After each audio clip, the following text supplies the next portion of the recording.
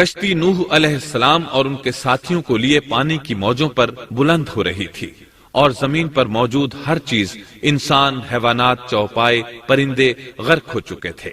ان میں کوئی بھی باقی نہیں بچا تھا، اگر کوئی زندہ بچا تھا تو کشتی والے۔ ابن عباس رضی اللہ عنہما سے روایت ہے کہ نوح علیہ السلام اور ان کے ساتھی 6 ماہ کشتی میں رہے، اور بعض روایات میں یہ بھی ہے کہ وہ محرم کی 10 تاریخ کو کشتی سے نیچے اترے۔ آخر اللہ کے حکم سے طوفان رک گیا۔ اللہ نے زمین کو حکم دیا کہ وہ تمام پانی کو نگل جائے۔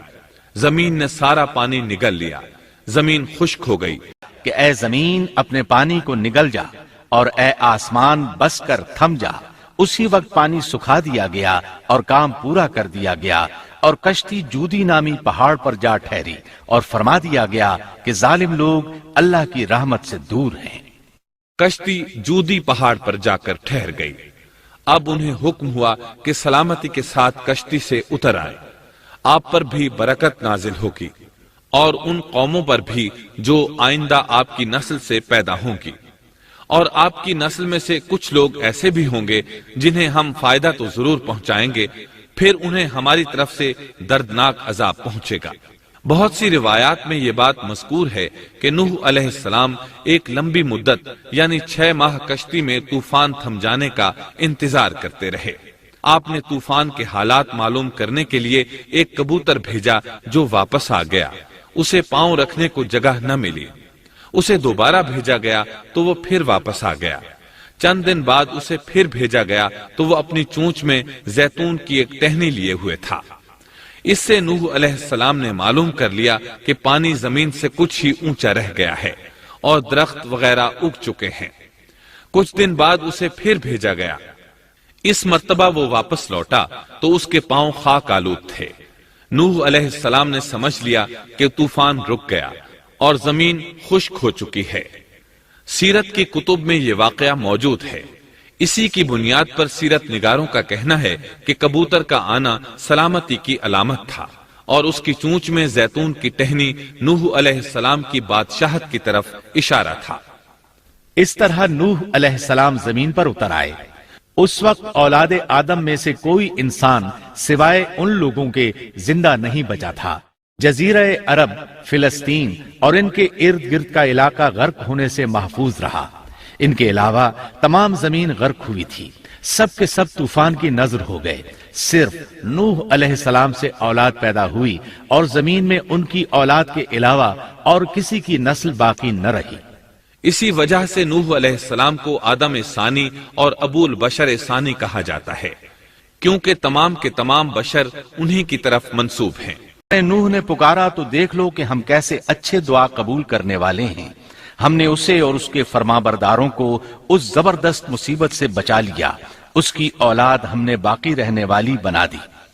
ایک دوسرے مقام پر اللہ تعالیٰ دیگر امم اور رسولوں کے متعلق کلام کرتے ہوئے فرماتے ہیں، اے ان لوگوں کی اولاد جنہیں ہم نے نوح کے ساتھ چڑھا لیا تھا، وہ ہمارا بڑا ہی شکر گزار بندہ تھا۔ نوح علیہ السلام کے 3 بیٹے تھے، سام، حام اور یافس۔ سام کی نسل زیادہ تر سفید رنگت کی تھی، اور بہت کم لوگ ان میں سیاہ فام تھے، البتہ کچھ ان میں گندمی تھے۔ حام کی اولاد کی اکثریت سیاہ فام تھی، ان میں بہت کم لوگ سفید رنگ کے تھے، اور یافس کی اولاد سرخی مائل رنگ کی تھی۔ عرب اور بنو اسرائیل سام کی اولاد ہیں، تمام حبش حام کی اولاد ہیں، ترک اور مشرق ایشیا کے لوگ یافس کی اولاد ہیں۔ طوفان کے بعد نوح علیہ السلام اللہ کے بندوں میں 350 سال تک زندہ رہے، اور وہ اللہ کے قول عبدن شکورن کے مصداق تھے۔ پھر نوح علیہ السلام فوت ہو گئے۔ راجح ترین روایات کے مطابق آپ مکہ میں دفن ہوئے۔ ایک دوسری روایت کے مطابق آپ لبنان میں دفن ہوئے۔ نوح علیہ السلام کا ایک بیٹا سام تھا۔ عرب اور بنی اسرائیل اسی کی طرف منسوب ہیں۔ اسی سام کے پوتوں سے ہود علیہ السلام پیدا ہوئے۔ ان کا نسب نامہ اس طرح ہے: ہود بن عبداللہ بن رباح بن جارود بن عامر بن اوس بن ارم بن سام بن نوح۔ ہود علیہ السلام کی قوم کو قوم عاد اور قوم ارم بھی کہا جاتا ہے۔ کیونکہ عاد اور ارم ہود علیہ السلام کے اجداد تھے۔ قوم ہود احقاف نامی ایک بستی میں آباد تھی، اور یہ بستی عمان اور حضرہ موت کے درمیان ریت کے ٹیلوں والے علاقے میں تھی۔